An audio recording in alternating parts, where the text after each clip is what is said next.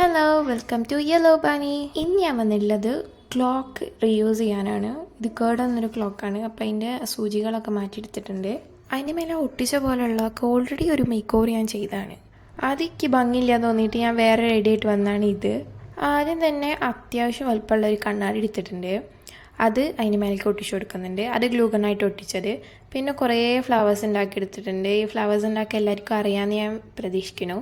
ആ കാണുന്ന വലിയ വലിയ ഫ്ലവേഴ്സൊക്കെ ഞാൻ ഇതിൻ്റെ ചുറ്റോരം വട്ടത്തിൽ അറേഞ്ച് ചെയ്ത് ഒട്ടിച്ചു കൊടുത്തിട്ടുണ്ട്.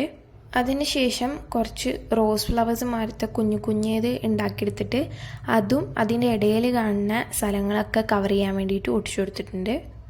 പിന്നെ കുറച്ച് മുത്തുകളൊക്കെ എടുത്തിട്ട് ആ ഫ്ലവേഴ്സിൻ്റെ ഉള്ളിലേക്ക് ഒട്ടിച്ചു കൊടുക്കുന്നുണ്ട്. ഇനി ക്ലോക്ക് കിട്ടുമ്പോൾ ഇത് ചെയ്ത് വെക്കാം. പിന്നെ ആ ക്ലോക്ക് വേണമെങ്കിൽ നിങ്ങൾക്ക് പെയിൻറ്റ് അടിച്ചെടുക്കാം. പെയിൻറ്റ് ഇല്ലാതെ ചെയ്യണം എന്നുള്ള രീതിക്കാണ് ഇങ്ങനെ ചെയ്തത്. അപ്പോൾ അത്രയാണ് ഇന്നത്തെ വീഡിയോ. Thanks for watching.